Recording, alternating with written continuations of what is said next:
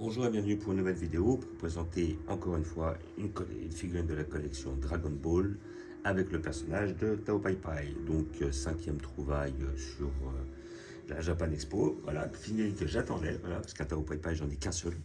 Et je crois qu'il n'y en a pas beaucoup de souvenirs.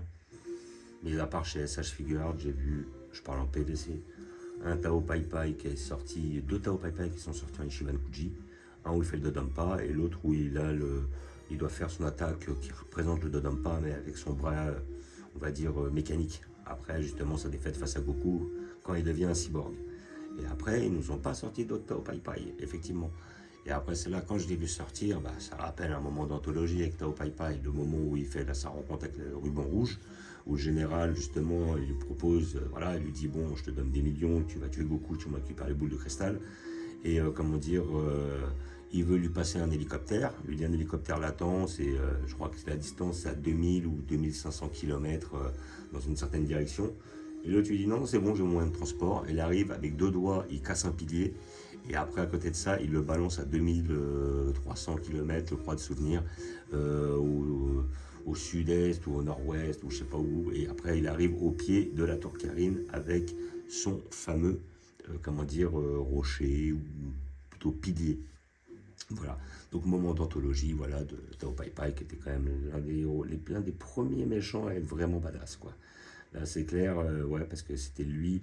Les ennemis qu'il a eu avant, c'était un peu marrant, que ce soit Yamcha ou le Tortue Génial, c'était, voilà, c'était pas des ennemis qui étaient machiavéliques. Lui, c'était le premier à être vraiment mauvais, quoi. Donc, bah, c'est pour ça que Son Goku croyait l'avoir tué ou essayait de le tuer toujours.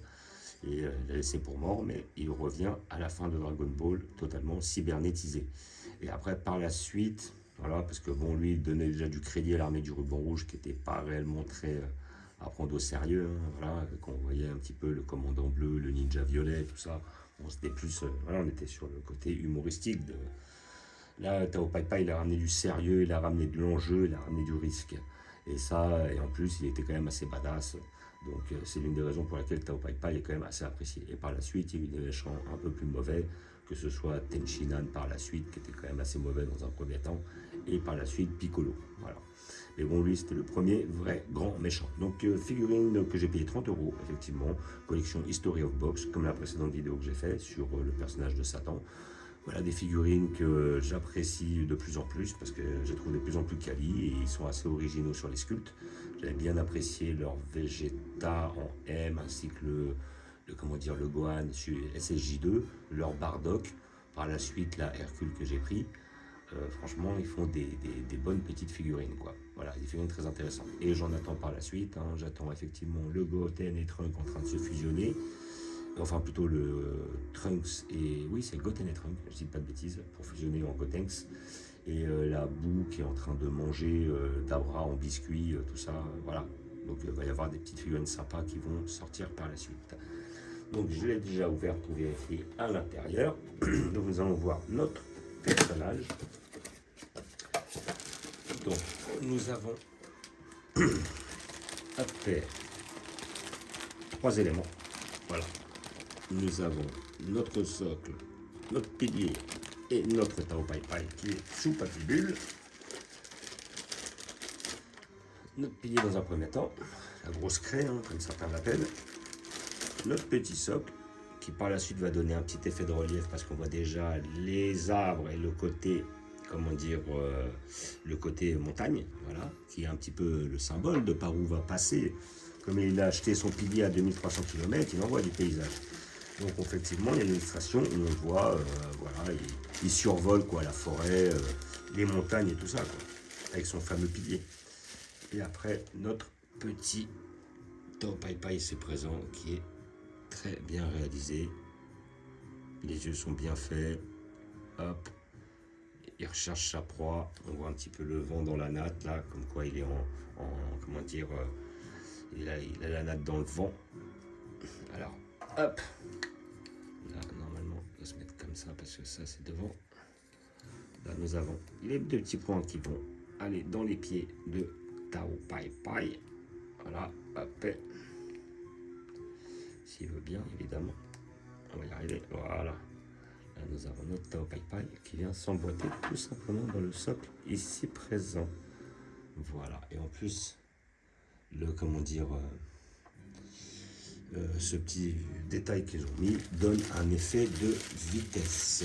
Voilà, donc moment d'anthologie de Dragon Ball, où effectivement Tao Pai Pai, hop, prend son pilier pour aller tuer Goku, et après il le jette, et après on a vraiment ce côté, voilà, là, il passe au-dessus des montagnes, il passe au-dessus des sapins, tout ça, hop, il est dans le vent à pleine vitesse avec son pilier.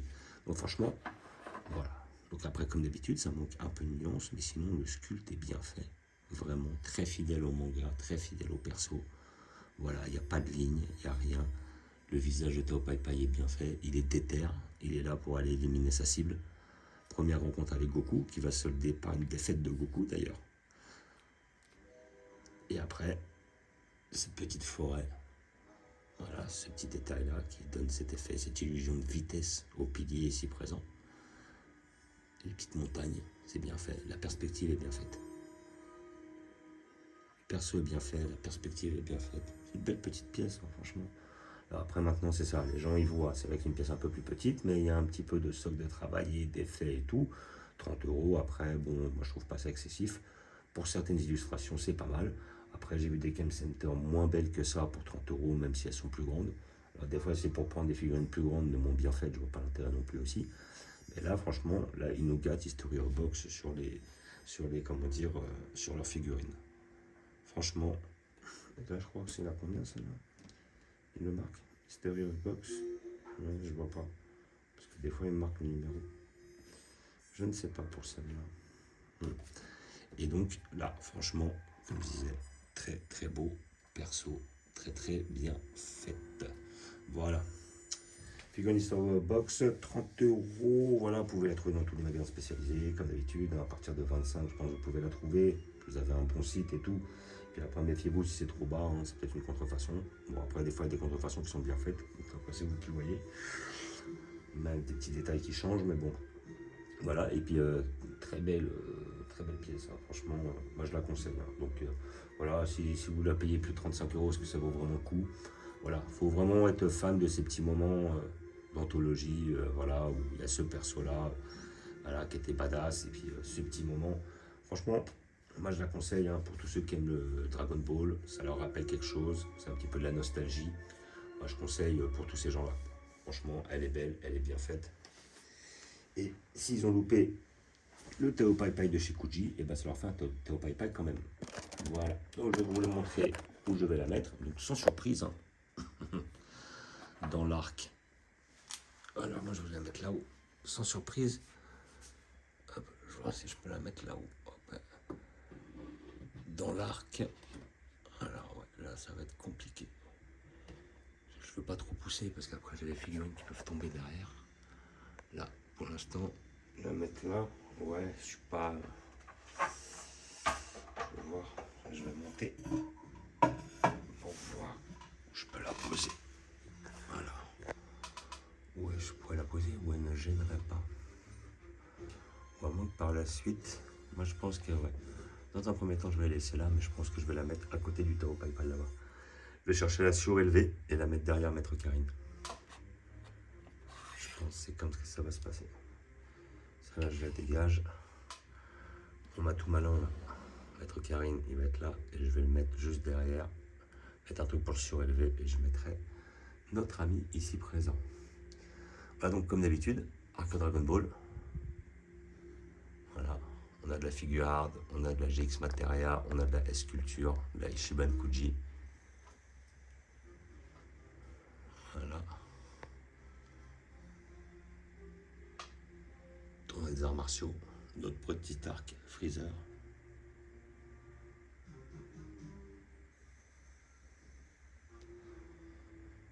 Suivi de notre arc Bardock. Notre arc Janemba avec Broly 2018. Couleur métal couleur. Notre arc Broly. Voilà. De 93-94 bien entendu. Notre petit arc Saiyan.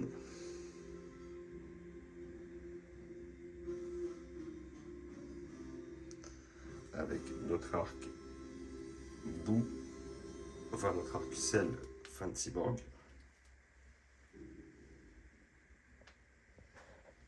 Notre arc début de cyborg fin de Freezer.